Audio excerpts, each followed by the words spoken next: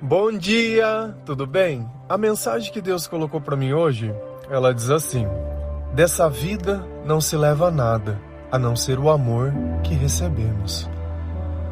Senhor, tende misericórdia de nós. Perdoa, Pai, todos os nossos pecados, livra-nos de todo mal, nos afasta de tudo aquilo que não vem de Ti. Nós agradecemos, Senhor, por mais esse dia, pelo alimento, pela palavra, pela presença. Aceita, Senhor, essa nossa oração, esse nosso louvor, pois nós Te amamos, bendizemos, adoramos. Somente Tu é o nosso Deus e em Ti confiamos.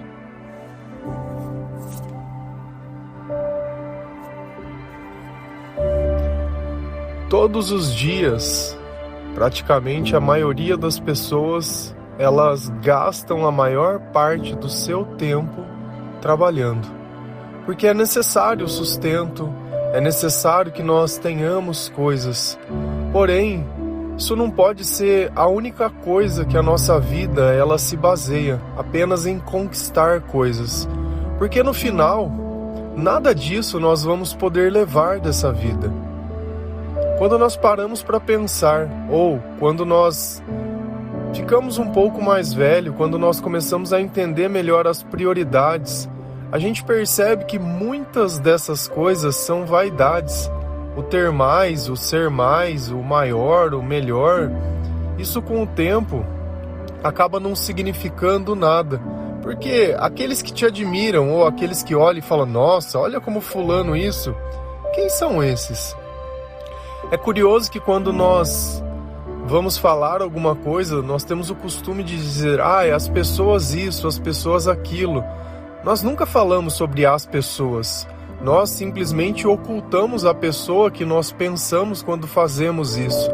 Então a maior parte das pessoas, elas não estão nem interessadas em nada.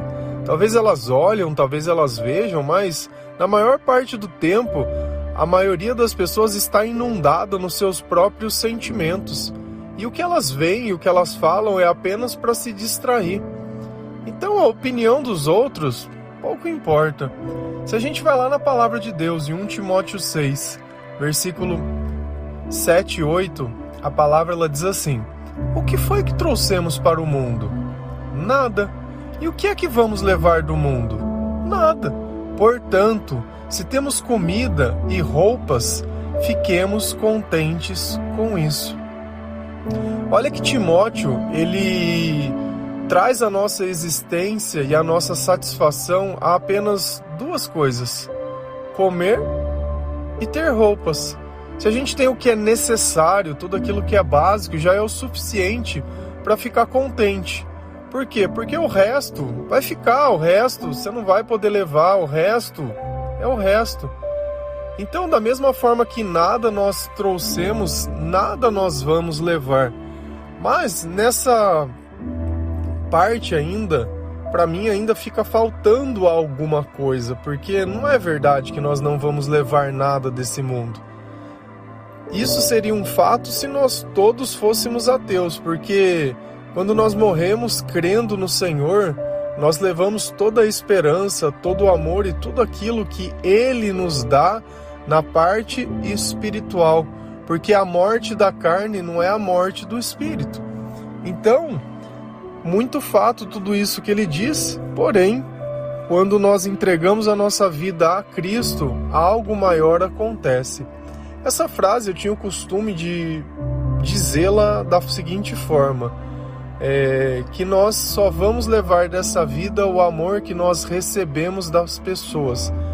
Mas na verdade, quem dá o amor a nós? É Deus. Então, no fim, o resumo da frase se acaba em Deus, não se acaba em nós.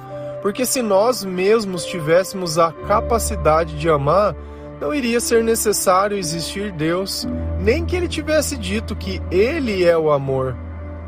Porque qual é o sentido de Deus dizer que é algo que nós também podemos fazer? Então está além de nós isso. Todas as vezes que nós praticamos ou fazemos algo bom, sempre é inspirado por Deus. É impossível que de nós venha algo bom.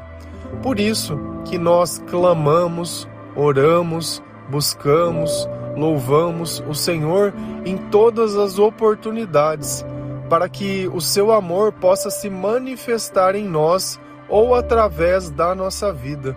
Às vezes nós fazemos algo bom para alguém e ficamos querendo esperar retribuição. É como se um carteiro ele quisesse gorjeta por cada carta que ele entrega. Alguém já paga aquele salário dele, a função dele é simplesmente entregar cartas. Olha como quando nós não entendemos que é Deus que nos permite amar, como nós ficamos esperando as coisas de alguém, sendo que a nossa recompensa ela virá do Senhor. Esse tipo de pensamento é um tanto quanto pela falta de sabedoria e de intimidade com Deus e com a palavra de Deus, porque das pessoas nós não devemos esperar nada. Por isso que nós nos decepcionamos, porque nós ficamos esperando a gorjeta, sendo que a nossa gorjeta vai vir de Deus e não das pessoas.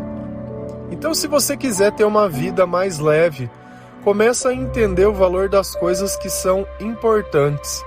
Deus já deixou duas claro para nós, que quando nós temos o que comer e o que vestir, já é algo para a gente comemorar, já é algo para a gente poder ficar feliz.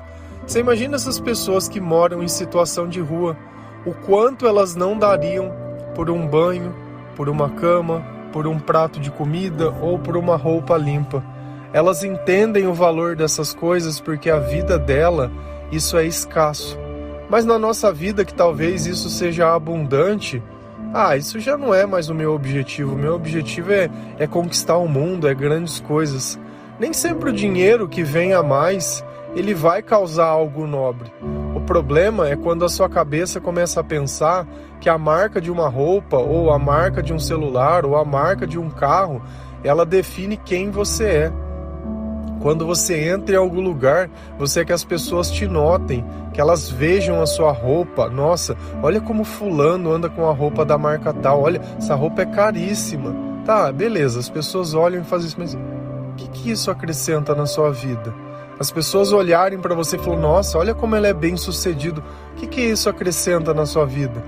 Se você pudesse usar isso para auxiliar na obra de Deus, ou para que mais generoso pudesse fazer as coisas na vida de outras pessoas, até podia dar algum crédito para você. Mas o que isso se aproveita? Se a gente vai lá em Salmos 49, versículo 16 e 17, a palavra ela diz assim: não se preocupem quando alguém fica rico, e se a sua riqueza aumenta cada vez mais, pois, quando morrer, ele não poderá levar nada. A sua riqueza não irá com ele para a sepultura. Eu já comentei com vocês que eu gosto muito quando nós podemos ler o Antigo Testamento e o Novo Testamento e exatamente o mesmo pensamento se encontra em ambos. Isso demonstra apenas uma única coisa, que foi o mesmo Espírito que influenciou essas pessoas a dizerem o que elas disseram. Então a gente sabe que quando alguém fica rico, pouco importa, porque quando ela morrer, ela vai continuar não levando nada. E talvez você gaste todo o seu tempo nessa vida não acumulando coisas onde você possa levar, mas acumulando aquilo que vai ficar. Depois a sua alma ela vai ficar solitária, sozinha, vagando. Não vai ter salvação. O Senhor ele diz para que nós não devemos ajuntar tesouros na terra, onde a traça e a ferrugem corrói, mas devemos ajuntar tesouros no céu, onde nem os ladrões roubam, nem a traça e nem nada pode destruir.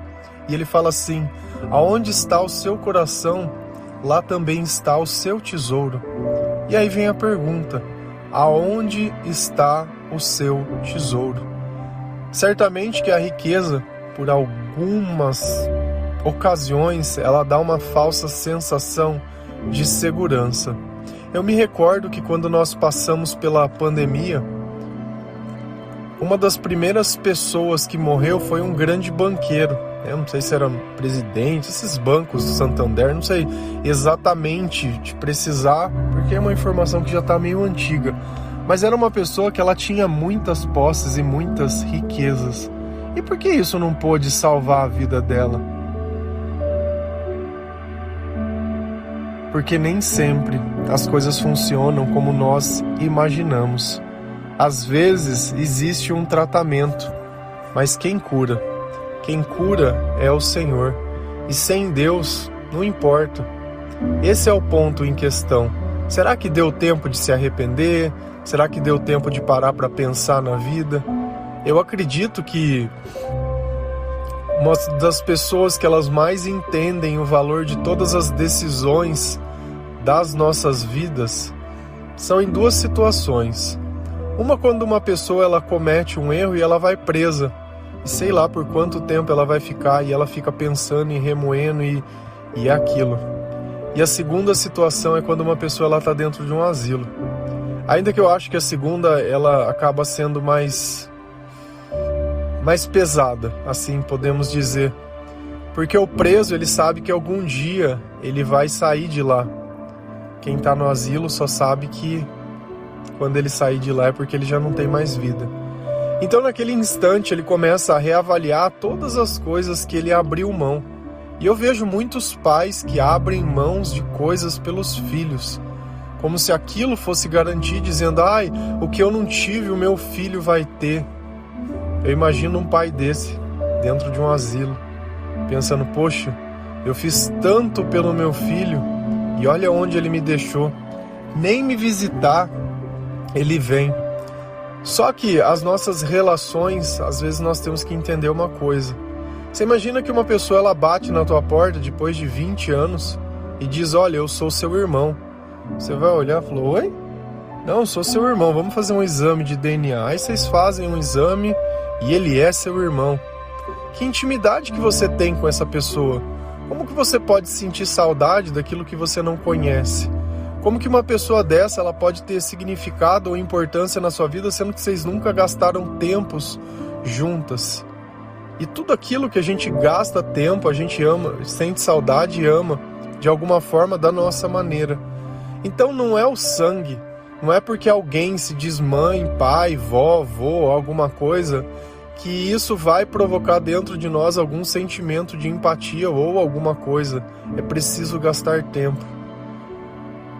E talvez essas pessoas que estejam lá se questionando gastaram tempo sim, mas chega um ponto que a gente fica tão preocupado com outras coisas que o tempo ele vem comendo as coisas na nossa vida.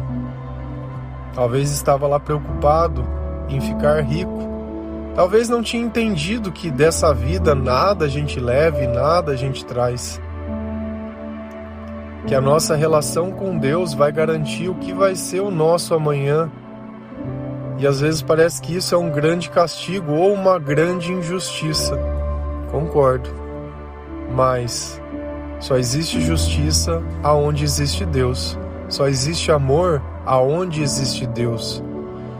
Se a gente continua lendo a palavra, e a gente pode entender que como eu posso me atrever se Deus diz que nada a gente leva, que o amor nós podemos ter uma garantia que isso nós vamos levar. Lá em Cânticos 8, versículo 6, a palavra ela diz assim: põe-me como selo sobre o teu coração, como selo sobre o teu braço. Por quê? Porque o amor é forte como a morte e duro como a sepultura os ciúmes. As suas brasas são brasas de fogo, como veemente labaredas. Então Deus ele deixa muito bem claro que o amor ele é forte como a morte. Então ele resiste a essa morte que nós passamos. Só que os ciúmes, aonde ele para? Os ciúmes ele para na sepultura. Olha como é curioso como o amor humano e o amor de Deus eles têm uma diferença.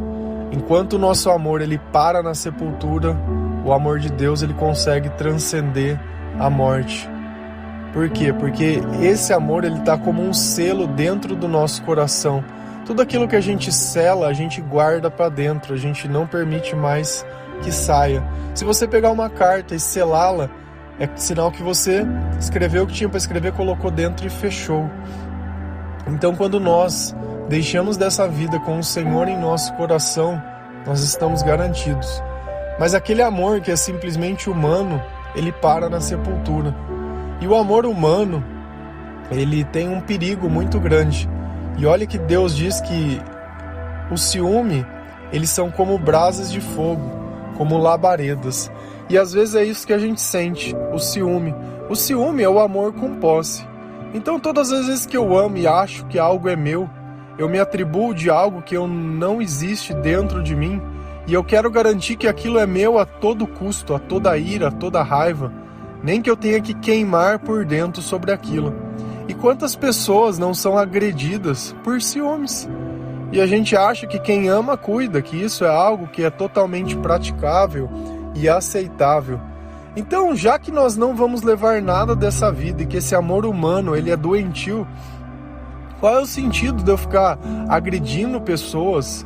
Qual é o sentido de eu ficar aprisionando pessoas, de eu ficar diminuindo e, sabe, todo esse drama que a gente vive e faz a troco de nada. Nada disso vai poder ter proveito nenhum. Nada disso na nossa vida vai poder valer de alguma coisa. E às vezes a gente gasta uma energia gigante dizendo, ai, meu marido, meu filho, meu isso, meu aquilo, meu nada, porque daqui nada. E esse ciúme tá te levando para onde? Só te afasta. Quantas pessoas não moram dentro do mesmo teto e pelo desequilíbrio emocional de outra pessoa, pela possessividade, por todas essas coisas, aquilo acaba virando uma prisão. Quando falta Deus nas coisas, falta tudo. E eu não falo isso simplesmente para ser uma frase bonita, mas não existe relacionamento sem Deus. Se numa casa apenas um busca, o outro não existe relacionamento, porque vai sempre ficar desequilibrado para algum lado. O mal ele vai usar de quem está perto para te atacar. Essa é a verdade. Quem tiver uma brecha, quem tiver alguma coisa. E se ele te atacar e você não souber se defender ou ter sabedoria para compreender, no olhar, nas palavras, nos gestos, no descontrole, então não adianta nós queremos também passar uma vida achando que existe um culpado. Ai, porque se fosse assim... Ai, cara, não vai. A paz que você procura não é a falta de dinheiro. O amor que você procura não é encontrar alguém. A felicidade que te falta não é a viagem que você tinha que fazer. A tranquilidade não é todas as suas contas pagas no banco. Porque ainda que todas essas coisas acontecessem como você imagina, vai dar um tempo e isso tudo vai passar. Aquilo que é novo com o tempo perde a graça. Pega o teu celular, quando você comprou, nossa, que alegria. Hoje, nossa, hoje você tá lento, travando, a capinha da película quebrada, tá... Ixi. Então todas as coisas quando elas chegam, elas parecem boas. Mas o tempo demonstra que apenas Deus ele não perde o valor com o tempo. Muito pelo contrário, ele só ganha. Ele ganha um espaço, ele ganha uma nova perspectiva na nossa vida. Nós temos uma certeza de eternidade. Uma certeza que nenhum amor e nenhum gesto ele é feito em vão. E que tudo isso prospera para o bem daqueles que o amam mesmo. Então, certamente que Deus ele vai ajudar que nós tenhamos coisas, porque essa mensagem ela não quer dizer assim, seja pobre. Não é isso. Ela está dizendo, coloque o valor nas coisas certas, porque o tempo ele é precioso. Gaste o tempo de uma forma que você possa ficar mais perto de Deus. Tem pessoas que reclamam que o áudio é longo, 25 minutos. Misericórdia. 25 minutos. Eu não sei o que é, sabe? Você está salvando vidas, cada minuto uma vida é salva, aí eu conseguiria encontrar lógica nas coisas que nós falamos. Muito grande, muito isso, muito aquilo, como se você fosse a pessoa mais importante do mundo, mas não pensaria 10 vezes ou uma vez para dormir um pouquinho mais, 1 hora, 2 horas. Não pensaria 10 vezes para enganar alguém, para não fazer algo porque está com preguiça, sabe? Então às vezes a gente tem uma personalidade que ela é terrível. Nós temos que entregar mais para Deus. Quando é para Deus nós não temos que pensar se temos vontade de fazer, temos que fazer.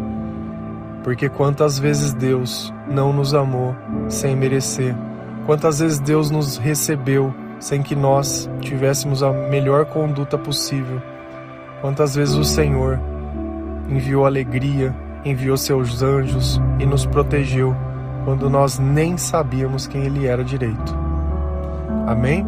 Que Deus abençoe cada um de vocês, que o Senhor Ele possa tocar o seu coração, que o Senhor Ele possa dar um entendimento maior sobre a sua vida, sobre a sua família, sobre as suas escolhas.